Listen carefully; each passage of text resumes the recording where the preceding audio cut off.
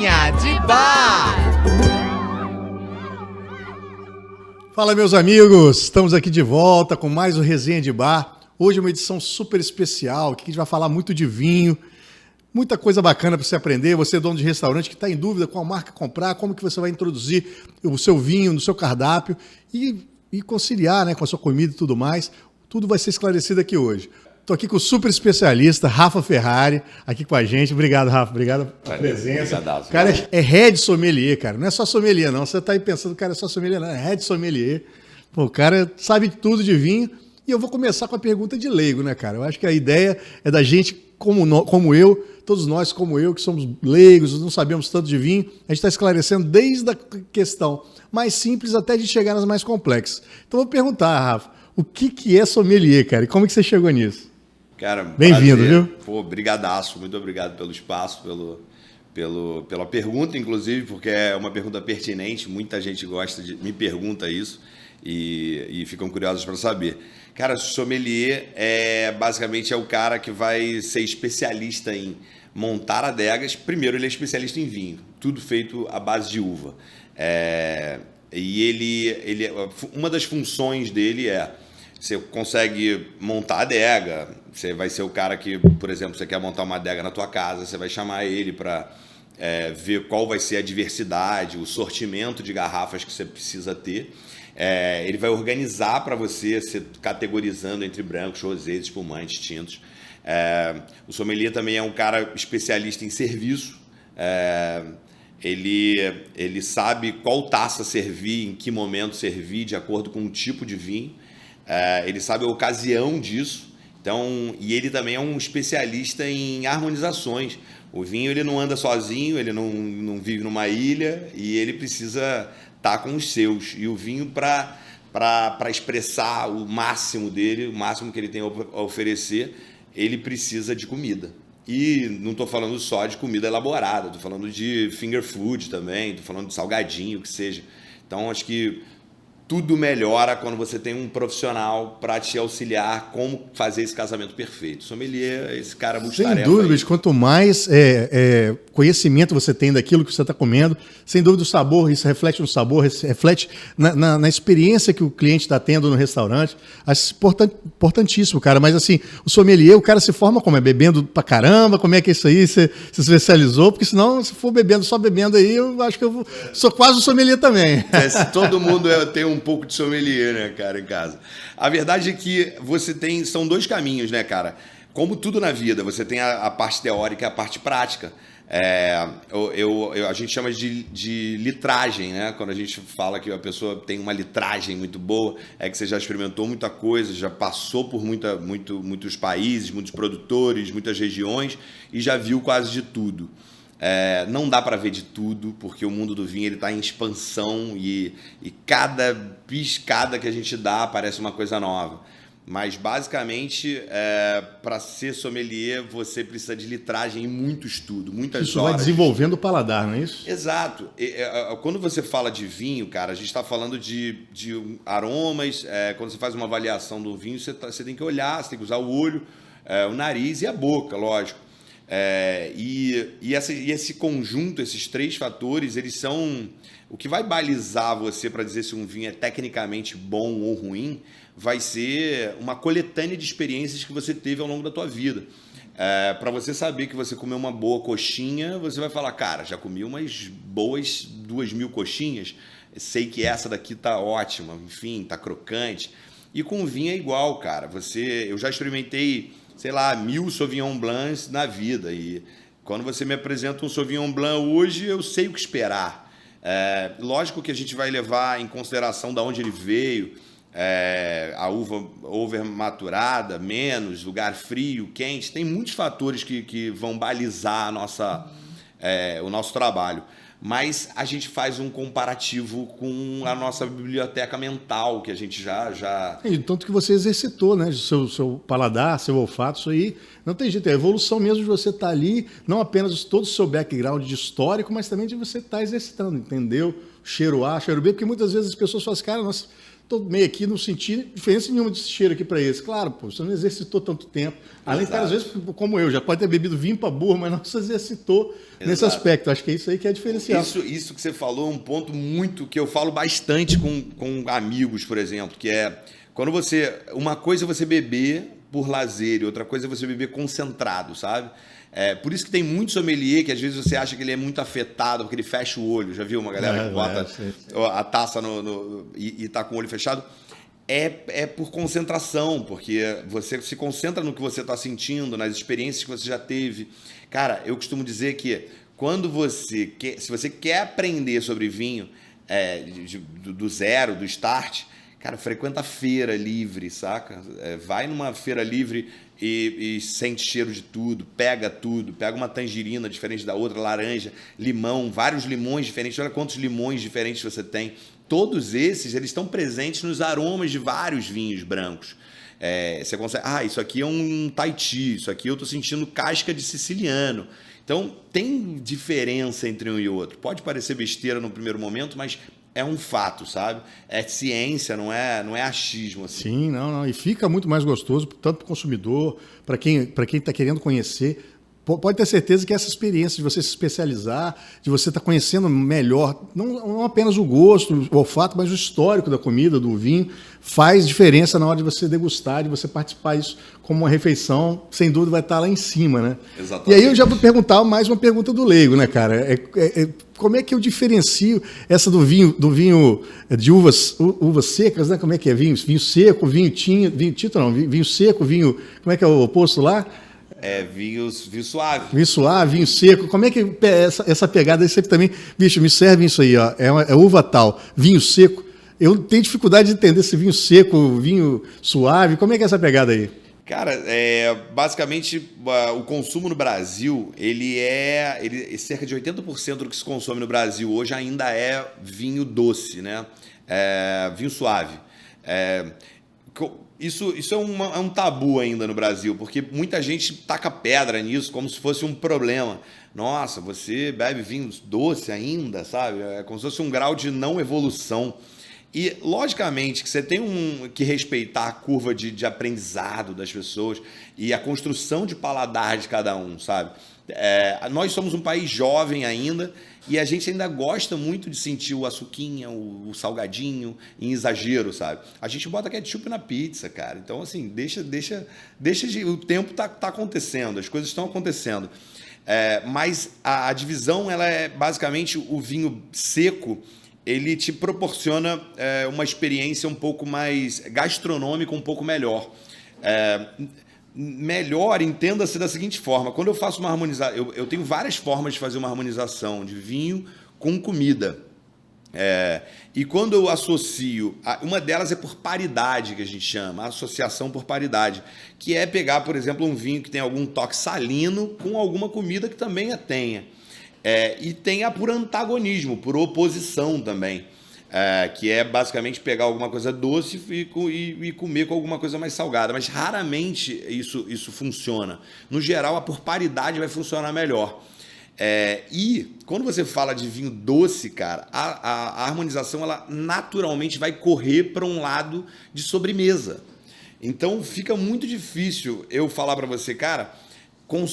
Consuma vinho suave, doce, o dia inteiro, sem te dar dois avisos. Você vai ficar diabético em pouquíssimo tempo, porque você está falando de um vinho que tem 50 gramas de açúcar, na média, ali 60, até mais, por litro, que isso é muito mais do que o indicado ali por dia.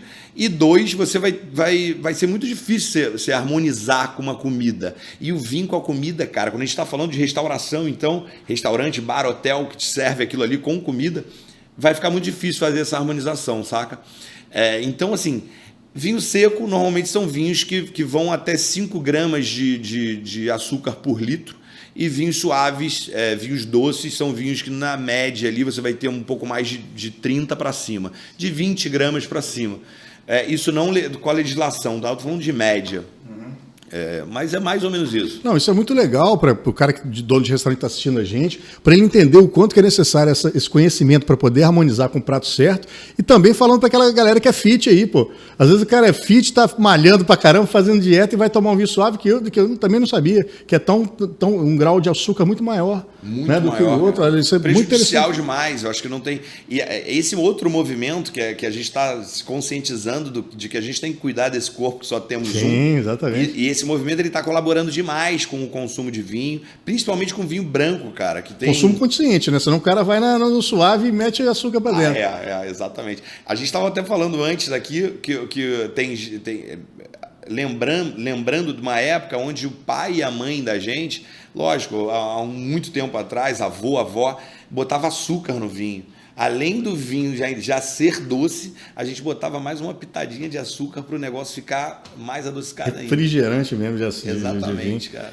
Pô, e nessa linha, até que eu falei do fit aqui, muita gente vai na praia, hoje é muito comum você ver na praia a pessoa bebendo vinho verde, né? Vinho branco. Eu até queria primeiro que você explicasse por que dessa tendência do vinho, né? Além de ser gelado e tudo mais, mas por que essa tendência do fit, entre aspas, para a galera da praia e essa diferença do verde pro branco? Legal, boa pergunta, cara. Existe uma confusão que se faz no mundo do vinho com o vinho verde, como se ele fosse de fato verde, com a cor, a coloração. E essa é ótima de explicar, porque o vinho verde ele é um vinho branco. Ele é vinho branco. Existe vinho verde tinto e existe espumante, existe rosé também. O tipo do vinho, ele não muda, ele muda de acordo com a uva que você usou. O vinho tinto, ele só é tinto porque a casca da uva é roxa. Se você tirar a casca da uva de todos os vinhos, de todas as uvas, você vai ver que a polpa é igual. Todas elas têm a mesma coloração, assim, tendenciando ali, passando muito pouco de uma para outra. Para você extrair um vinho tinto, para um vinho ficar tinto, você precisa deixar aquela casca em contato com o mosto, com o líquido que você vai ter no final, né? Se eu quiser fazer um vinho branco de uma uva roxa, eu consigo. É só eu tirar a casca. Então, são associações que as pessoas... Para a gente partir de um lugar de conhecimento igual para todo mundo, é entender que para fazer vinho tinto você só usa casca. Para fazer vinho branco eu não uso a casca. Ou uso a casca de uvas brancas. Que uvas brancas entende-se, amarelas, esverdeadas, aquelas colorações ali entre elas. Existem uvas que são tintas também na polpa? Existem. Aí é uma pegadinha que eu acho que a gente pode deixar mais para frente, porque é muito rara, são exceções muito Não é o pequenas. rosé, não é o rosé. Não. O rosé, cara, se eu quero fazer um vinho tinto, eu pego a casca da uva roxa e deixo ela, sei lá, alguns dias em contato com o líquido. Se eu quero fazer o rosé, eu deixo menos tempo. O rosé nada mais é do que uma paleta de cores abaixo do tinto.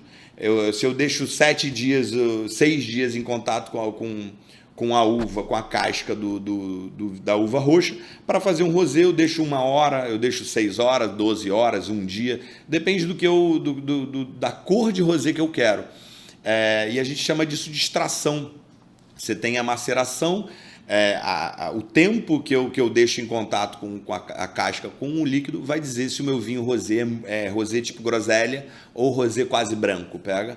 Hoje em dia está super na moda o vinho rosé mais clarinho, que é uma influência da região de Provence na França, que é no sul da França. E, cara, isso vai pegar, inclusive. Eu falo mais pra frente quando a gente falar de... Mas e essa pegada do vinho branco tá na praia, por talvez ser mais light, talvez ser ele é mais leve mesmo, ou é porque é servido gelado? Tem essa pegada? Ou o cara pode ir com tinto pra praia gelado também? Dá essa pincelada pro leigo mesmo, porque eu tô perguntando porque a gente vê muitas coisas acontecendo e fica em dúvida. Então, o que parece o vinho branco na praia, ele é mais light, ele é mais tranquilo e vai beber na praia, que é o branco.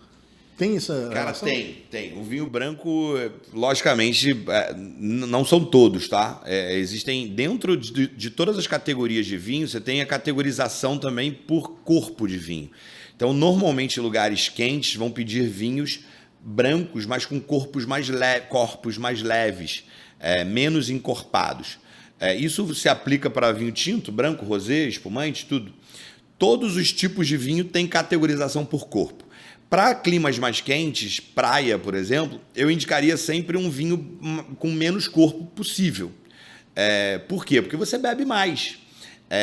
Acontece muito com a cerveja. Quando O que seria esse corpo? Só pra... Corpo imagina que eu botei na taça aqui leite integral. Se eu girar na taça o leite integral, você vai sentir que ele tem um peso maior, ele demora mais para circular pela taça.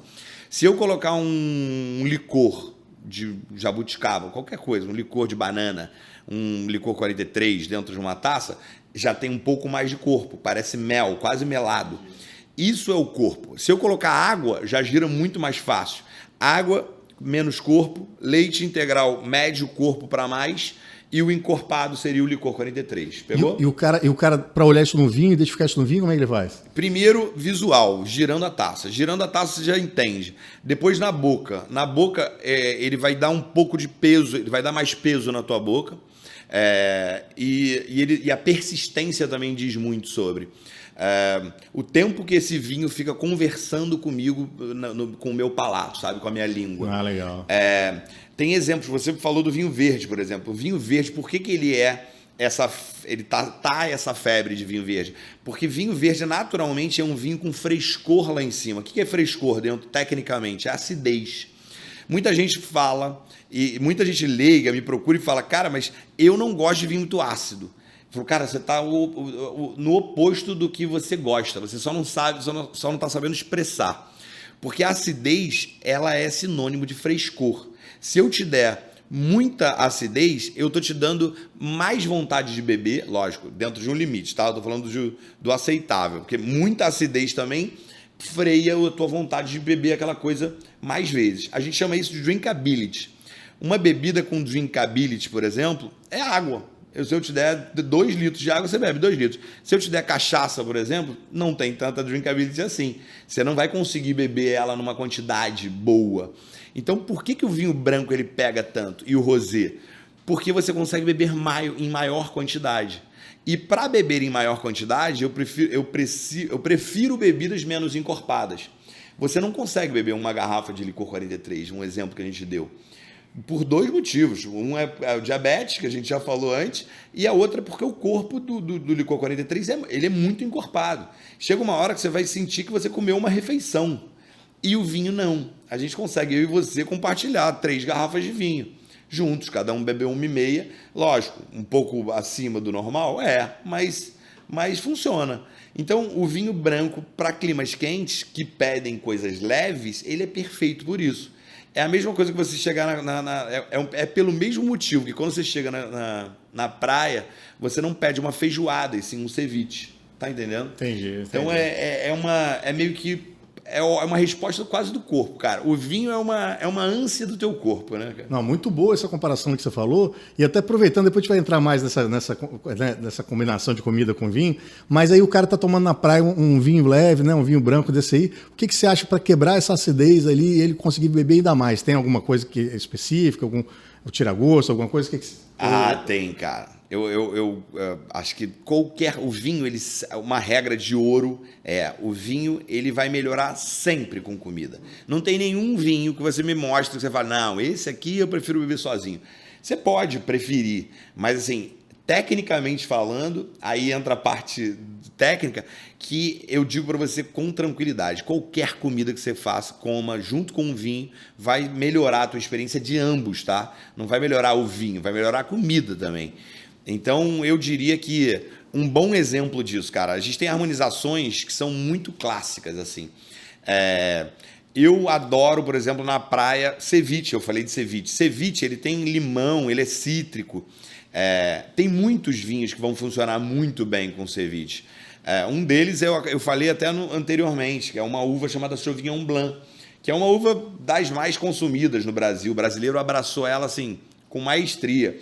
Funciona bem, e normalmente faz vinhos com corpo leve, fazem vinhos menos encorpados. Normalmente, porque a gente sabe que é muito plural o mundo do vinho. E aí, a harmonização de ceviche com o Sauvignon Blanc standard, sabe? Default, assim, que você acha em qualquer lugar, um Sauvignon Blanc chileno, argentino, francês, que seja, ela vai funcionar de um jeito que você fala, cara, eu comeria isso o dia inteiro, sabe?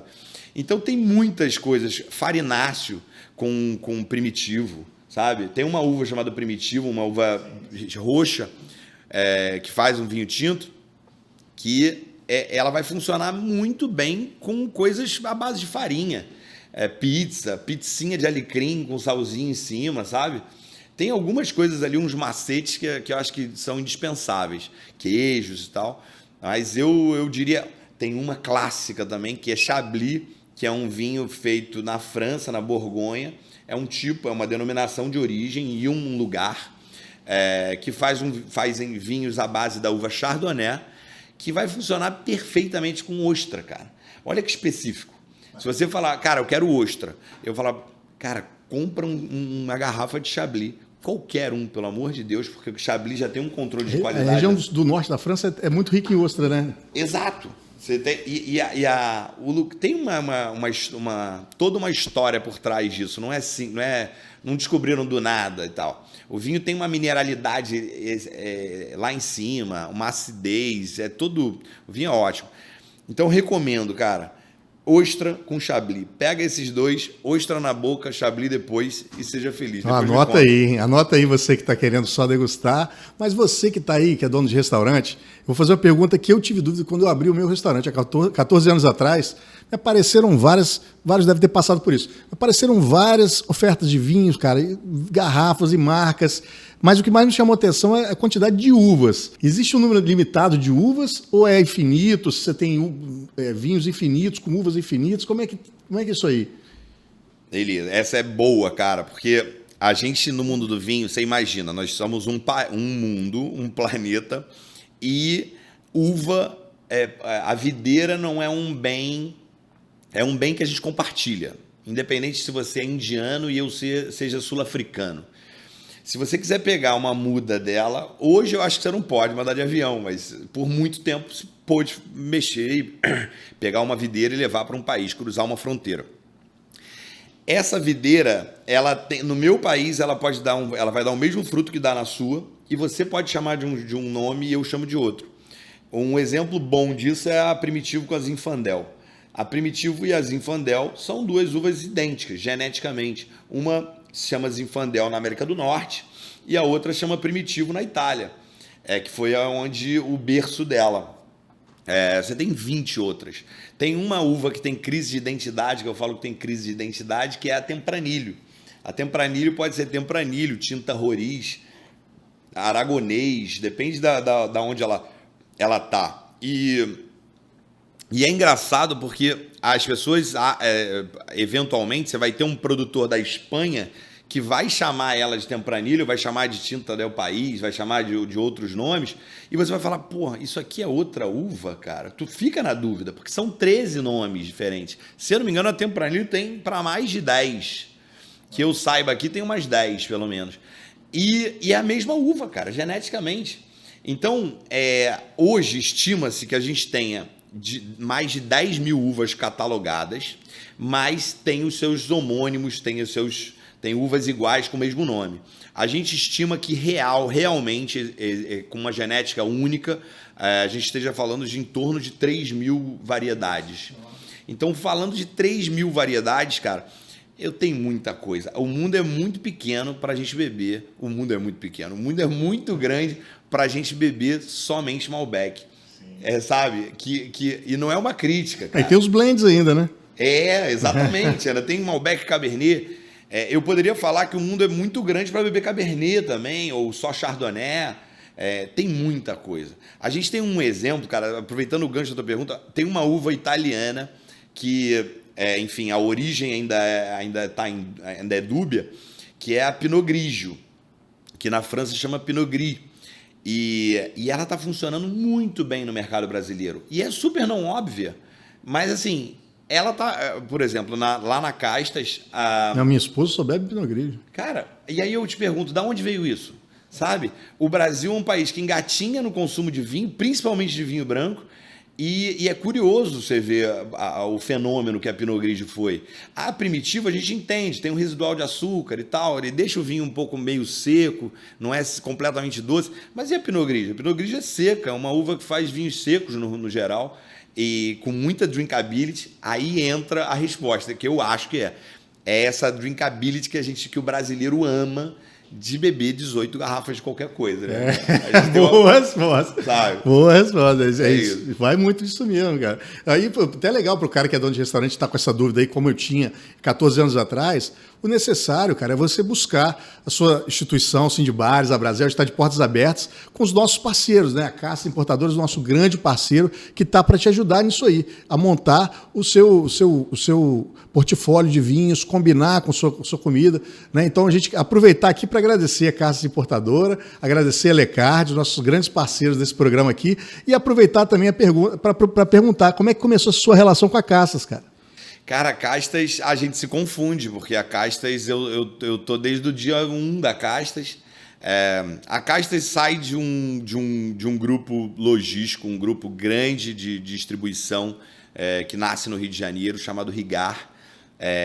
E de dentro da Rigar, a Castas, eu já trabalhava dentro da Rigar com outros produtos, fazia outras bebidas, comprando e vendendo. E aí surgiu uma oportunidade um dia num papo. A gente já trabalhava com vinhos de outras importadoras, a gente distribuía vinhos de outras importadoras porque a gente tinha uma expertise muito boa, logisticamente falando, em Rio. A gente já atendia muitos eventos no Rio, sabe? Alguns eventos bem específicos. Então chegou um momento que a gente falou, cara, eu acho que a gente consegue importar o próprio vinho, a gente não precisa distribuir vinho dos outros. Uma margem um pouco melhor, a gente ama fazer marca, a gente ama cuidar da marca. E o fato de ter uma marca na nossa mão, que quem cuida não somos nós, deixava a gente um pouco inquieto, sabe? A Castas gosta de casamentos longos com os seus parceiros, seus produtores. A gente entende que os produtores de vinho são os nossos ativos, cara. São os caras que a gente tem que zelar por eles. A gente briga e morre e mata por esses caras. Tanto é que a gente tem uma política bacana dentro da Castas que normalmente regiões muito badaladas, a gente tem um produtor. Eu não tenho 2 produtores na mesma região brigando, sabe? É lógico que isso vai chegar em um momento, de repente a gente vai ter que abrir um pouco, porque o portfólio está crescendo, a gente está em construção. Mas a Castas nasce há quase 6 anos atrás, nesse papo, e aí a gente sentou e falou, vamos importar vinho, e começamos a fazer essa construção de portfólio. Eu corri atrás das marcas, muitas pessoas envolvidas dentro do processo, os sócios, todos os sócios, muita gente, muitos outros colaboradores, mas basicamente a gente começa com uma importação e distribuição somente no Rio de Janeiro. Aí no ano seguinte a gente já começou a trabalhar São Paulo, e no mesmo ano a gente abriu a operação do Espírito Santo aqui em Vitória. E aí, há 2 anos atrás, quase 3, a gente abriu a operação de Minas Gerais, em Belo Horizonte. E, cara, virou um negócio assim, meio que não dava mais para segurar, que é essa expansão. Então, a gente acabou estrategicamente se posicionando no Sudeste, que é onde a gente tinha como o target, o alvo que a gente queria de capilaridade ali. E hoje a gente já está em 12 estados, 13 estados do Brasil. Com operação própria, a gente está só no Sudeste, Rio, São Paulo, Espírito Santo e Minas.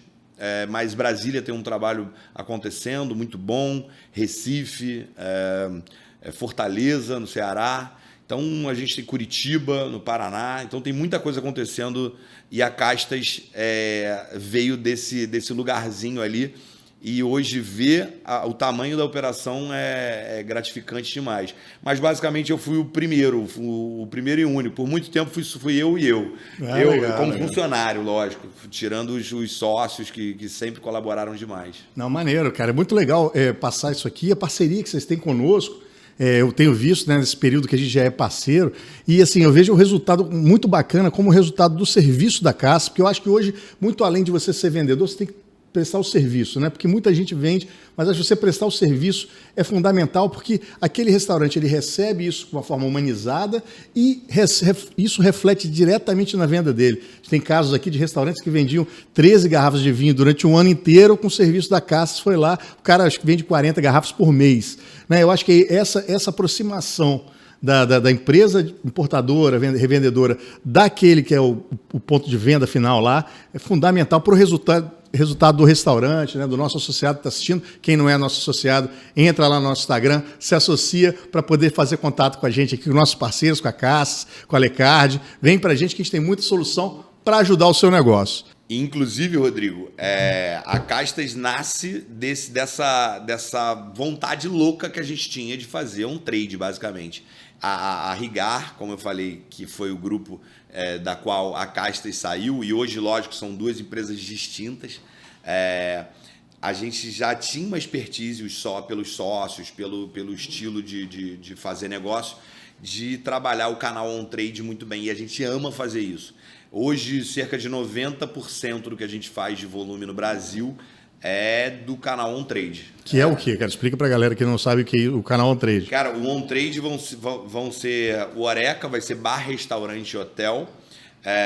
E a gente engloba uma parte de eventos. A Castas tem uma vocação muito boa para fazer eventos. De estar direto com essa turma, né? Exatamente. Mas o trabalho dentro do restaurante, ele é o que a gente acha mais importante, é o nosso core, pode chamar assim, que é entender exatamente a tua operação, entender o que você faz, quais são as tuas mazelas, qual a tua dor. A gente não tem um time de venda propriamente dito. O time de venda ele é capacitado para proporcionar um ambiente amigável para o teu cliente quando a gente fala de vinho, saca? Então, a ideia é que o teu cliente entre no teu restaurante e ele encontre ali um ambiente super amigável, uma taça num preço justo. Ou, se não for num preço justo, seja com um ótimo vinho, com vinho de qualidade.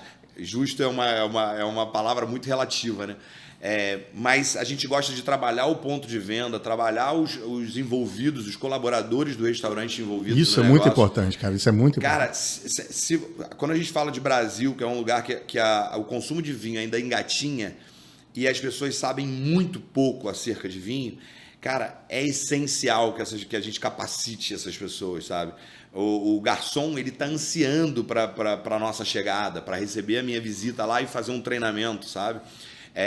E uma coisa que eu adoro fazer e que eu toda vez que posso faço é abrir garrafa de vinho com a brigada de restaurante.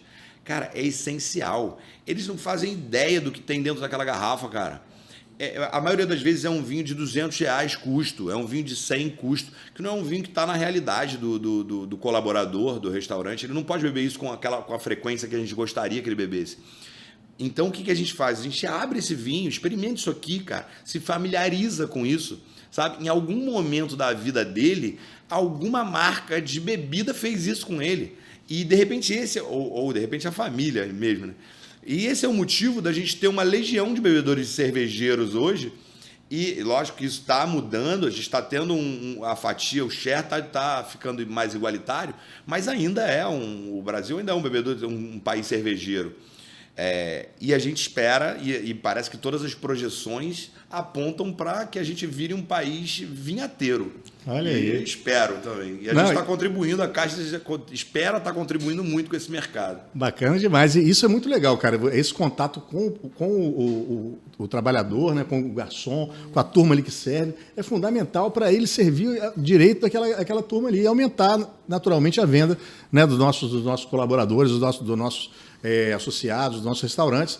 Você que está fora disso aí, entra, especialistas que você não vai se arrepender, cara. Como eu também, nós que estamos fora, eu estou falando, mas eu também estou fora disso, estou buscando essas informações para poder incrementar minha venda de vinho, que eu tenho certeza que vai dar resultado, que eu tenho certeza que é uma crescente. Como você falou, o brasileiro ele ainda é muito incipiente no consumo de vinho e só tende a aumentar. Né? E aí eu quero puxar uma pergunta aqui que talvez seja um pouco polêmica. Vinho versus cerveja, cara. Como é que é essa, não vou dizer guerra, mas assim, essa competição, vamos dizer assim? Então, se for guerra, a gente não quer entrar nela, não. Vamos deixar essa polêmica para outro momento. Mas a gente divide, não a categoria, mas a gente divide o segmento de bebida. E dividindo o segmento de bebida, dá para dizer que a gente concorre eventualmente, quando a gente esbarra em algum cliente, por exemplo, que tem um consumo de cerveja quase que majoritário, sabe? Tem casas que a gente já encontrou em Vitória, no Rio de Janeiro, em São Paulo, em várias praças, que o consumo de cerveja liberava uns 98%, sabe? Era um negócio assim, abissal. E o resto era destilado, eram shots, alguma coisa do tipo. E a gente conseguiu converter. Até incrementando a pergunta, assim, porque houve uma evolução da cerveja também, né? A gente tinha cervejas aquelas mais básicas, hoje você tem várias cervejarias, uma coisa mais rebuscada, mais evoluída. Isso também faz parte dessa corrida aí? Cara, faz muito. A gente sentiu que o mercado de cerveja ele evoluiu muito nos últimos 15 anos. A gente nota claramente, a gente falava disso aqui antes de ligar as câmeras, que a gente nota que o mercado de cerveja ele se adaptou realmente ao cenário mundial. Tem grandes exemplos de grandes marcas que no Brasil veem o Brasil como um big client, né? Os melhores clientes deles. E é tudo mérito, e a gente só pode dizer que é mérito deles, cara, de entender o consumidor brasileiro e saber o que esse cara precisa, não o que ele precisa, mas o que ele quer, né? Que é lembra da Vitibia, do fenômeno da Vitibia, assim que ela chegou? Ficou um fenômeno, todo mundo bebia Vitibia. Hoje em dia ela caiu um pouco em desuso, aí você já tem outras cervejas pegando, abraçando o mercado. Mas o fato Vitibia foi a primeira, né, que entrou, que o pessoal falava, ela caiu. Caiu e meio em desuso. E como tudo acontece num país emergente, que acontece... num país, vou chamar de emergente porque lógico. Estamos em evolução de paladar, inclusive, exato, né? Você tem experimentações, você tem testes e efeitos, entendendo? Só o pessoal, falei antes, é só o pessoal lembrar que do que 20 anos a gente bebia, né? Levava qual cerveja para festa, para churrasco. Já melhoramos bastante. Isso é a evolução do paladar da população. Exatamente. O vinho no Brasil, há 30 anos atrás, era de vinhos alemães. Olha que loucura. Não faz sentido nenhum. A gente para observar o que ia acontecer, por que era um vinho alemão, porque era doce, inclusive. Então, a construção está acontecendo, sabe? E nessa fase de construção de paladar, cara, é igual uma criança. Bota coisa na boca, tira, cospe, quero isso, gostei de pera, não gostei. Então, e isso vai chegar num lugar. E a gente está vendo isso agora. Pinot Grigio, exemplo. Pinot Grigio, pegou, aí vamos manter, tá ganhando. Então, tem muita coisa que foi feita com a cerveja também há muito tempo atrás, e a gente deu um exemplo bom aqui de uma grande marca que tinha um bigodudo como o garoto propaganda, lembra? De cerveja. Claro. Esse cara movimentou um mercado, ele moveu muita coisa. E por muito tempo a gente bebeu a marca dele lembrando desse cara. E eu tenho certeza absoluta que o meu pai bebeu no bar e os caras... eu peguei uma parte disso aí, né? A gente que não tem, que é mais jovem. E eu acho que isso é uma construção. Então o vinho ele estava seguindo, trilhando exatamente o mesmo caminho que a cerveja trilhou há um tempo atrás. E assim, uma hora vai se acomodar, uma hora o mercado vai se acomodar, tem espaço para todo mundo. O Brasil é um país gigantesco, continental, as pessoas só não sabem o que elas querem ainda. A maioria sabe, a maioria já tem muito bem definido o que gosta. Eu gosto de cerveja X, Y. Mas, cara, o paladar é tão mutável, né, cara? É tão transicional. Provavelmente você teve tua fase de vinho tinto, sim. Você já teve tua fase de vinho branco, de rosé. De cerveja também tem essas mudanças, e a gente vai tentando aprender. IPA. Eu acho que exatamente. E a gente vai tentando aprender dentro desse mercado, até porque a gente é do mercado, né? Precisa estar tendo esse tipo de conversa, acho que essa conversa engrandece muito. Né? Acho que uma coisa que o dono de um estabelecimento precisa entender também é que essa concorrência ela é maravilhosa para o segmento, sabe? Ela é ótima, porque cada vez mais eu tenho mais ação de trade, eu tenho mais ação de marketing dentro de todos os segmentos que envolvem o segmento bebida, sabe? o vinho ganhando corpo, cara, eu consigo fazer mais eventos, pagar melhor pessoas, eu consigo trazer mais ações, essas pessoas trabalham mais felizes, eu tenho mais o meu vinho estampado em outros lugares, e essa concorrência ela não rouba o teu cliente. Às vezes o teu estabelecimento ele é frequentado, vamos lá, você tem 90% do consumo de cerveja. Então, muito provavelmente, lógico, de 100, 90 das pessoas que param lá procuram pelo chopp ou pela cerveja. E se eu fizesse uma carta de vinho para você, atrativa o suficiente para você, além desses 90 que vão lá consumir o teu chopp, a tua cerveja, eu angariar mais uns 20, 25 pessoas que gostam de vinho, moram em volta do teu bar, mas eles não sabem onde que eles podem encontrar um vinho branco XYZ. Cara, onde é que eu bebo um vinho branco? Ah, aqui não tem. Mas tem aquele bar ali que vende chopp e cerveja. Pô, mas se aquele bar é legal, serve uma comida boa. Se ele tivesse uma carta de vinho legal para me receber, provavelmente eu estaria lá. Então, assim, o vinho é uma bebida de ocasião, super de ocasião, como acho que várias. Falta as pessoas entenderem que todos os lugares, todo lugar do Brasil pode ter vinho, pode vender vinho. Eu acho que se todo mundo tivesse como exemplo o que acontece, lógico, são exemplos assim, quase surreais, que a gente está falando de países super desenvolvidos, França, Suécia, etc. Mas se você visita esses lugares, cara, o vinho não é um tabu. Você senta num boteco, o cara te traz uma taça, você está do lado de um cara que ele pode ser considerado o pobre do lugar, vamos chamar assim. Ele pode ser considerado um classe baixa, um cara menos favorecido. Mas ele não deixa de beber vinho, cara. O vinho não é um indicador social, você pega? Então, o vinho não ser um indicador social, ele é maravilhoso, cara. Porque mostra que você pode... Eu tenho escolha de consumir.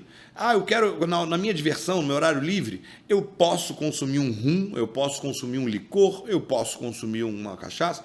Não associando álcool à diversão, não, gente. Mas a gente está falando de bebida.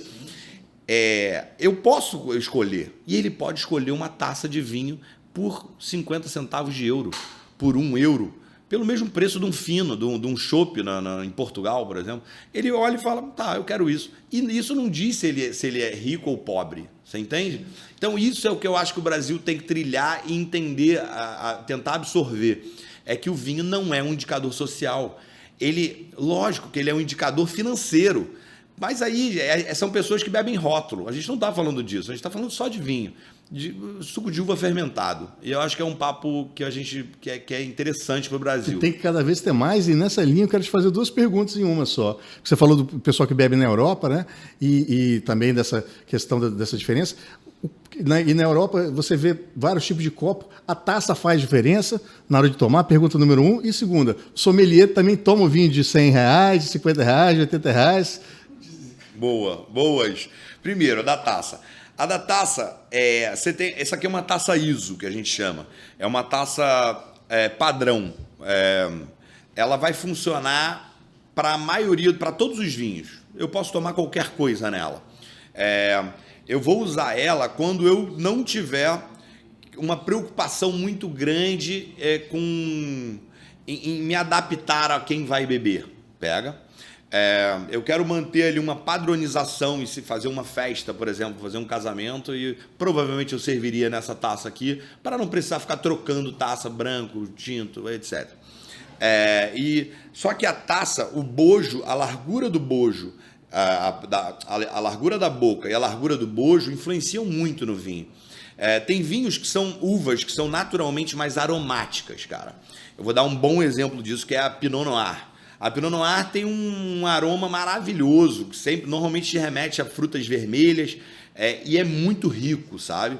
Principalmente os que vêm da Borgonha, na França. Cara, é necessário que eu faça, que eu pense num recipiente para você consumir melhor aquele produto, cara. E isso foi um ponto há 1000 anos atrás. Não é de hoje que as pessoas definiram, eu vou botar numa tacinha legal, porque agora 2024, acho que as pessoas vão consumir melhor e tal. Não é chatice isso, sabe?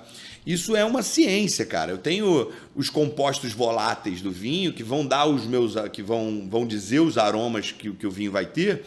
E eles são volatizados por álcool. Quanto maior o bojo, mais eu vou liberar esses aromas de uma forma indiscriminada, sabe? Ele vai sair com mais facilidade.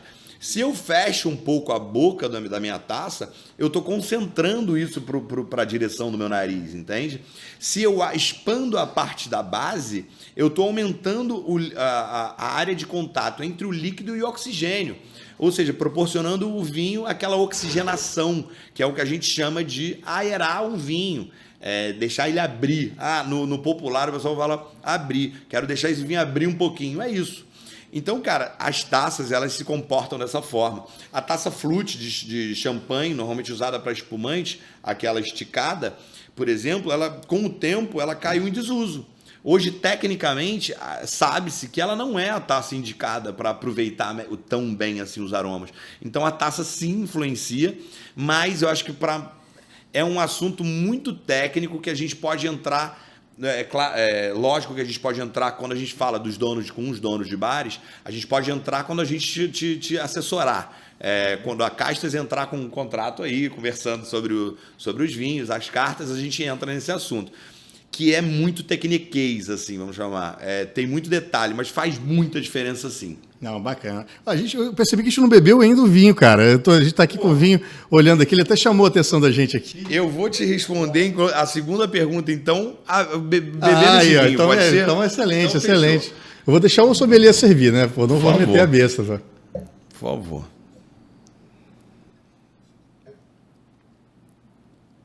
Eu tenho um defeito que o sommelier normalmente não tem. Eu não consigo fazer duas coisas ao mesmo tempo. E aí, normalmente quando eu sirvo, eu paro de falar. Aí você viu que eu tá tranquilo. Sabe aquele cara que não sabe tocar pandeiro e cantar ao mesmo tempo? Viagem bacana. Não consigo. Cara, agora respondendo sobre o sommelier. Existe no início eu falei sobre litragem, né? E a gente precisa beber tudo. Eu digo que escolher vinho de 50 euros, cara, é fácil demais. Eu vou para a Europa, eu vou para a Itália, vou para a Argentina, para onde quer que seja.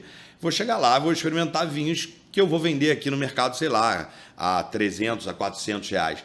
Normalmente vinhos acima de 250 reais tem um padrão de qualidade maior, mas não é porque ele é caro, gente, é porque é um processo natural da coisa. Se eu gastei mais, se eu tive mais cuidado com a uva, se eu tive mais cuidado com a vinificação daquele produto, muito provavelmente eu vou ter um produto melhor.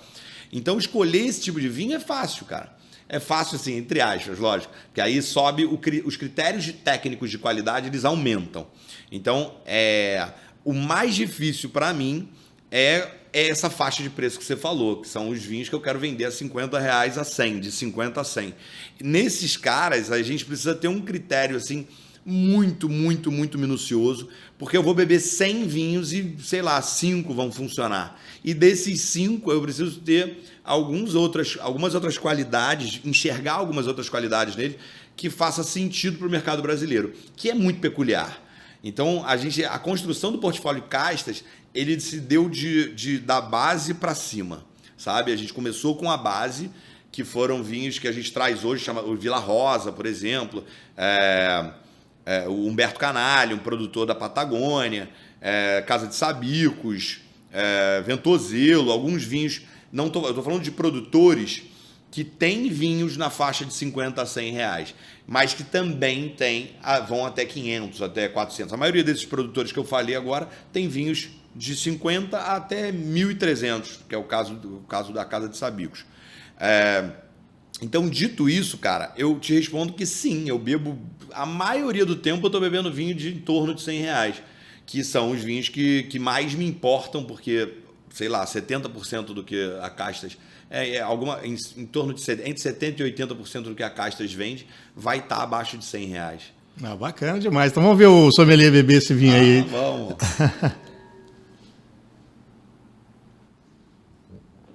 Rafa, queria te agradecer, velho. Foi um papo legal demais. O papo dá para ficar aqui a tarde inteira, ainda mais com o vinho aqui. Dá para ficar a tarde inteira aqui. bem-vindo à Vitória, aqui o cenário aqui tá para te receber também. Porra, obrigado. Volte mais vezes, tá? O Rafa, para quem não sabe, é do Rio de Janeiro. Você tá morando lá no Rio? Moro no Rio.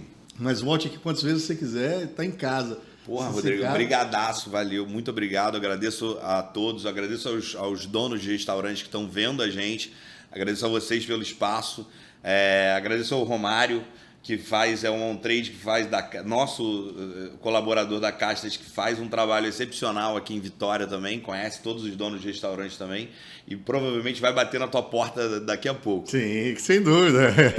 Sem dúvida. E, cara, você, dono de restaurante, está assistindo a gente, pense bem, hoje em dia o mercado está muito competitivo. Se você não se profissionalizar, vai ficar para trás. A gente sempre tem insistido nisso nas nossas lives, nos nossos podcasts. E a ideia é essa, trazer para vocês, através de Sindibares, Abrazel, as nossas parcerias com a Caças, né? Aproveitar para agradecer a Caça, aproveitar para agradecer o Lecard, que ajuda nesse programa, mas a gente tem diversos outros parceiros. A ideia é realmente para estar ajudando você a otimizar a sua operação e sobreviver nesse mundo que cada vez fica mais difícil para nós, donos de restaurante. Beleza? Busca a gente, você que não é associado, vai no Instagram, é Sindibares com demudo.abrazel. Entre em contato com a gente tem muita coisa para te ajudar. Beleza? Até o próximo programa. Um forte abraço. A gente vai ficar aqui tomando um vinhozinho.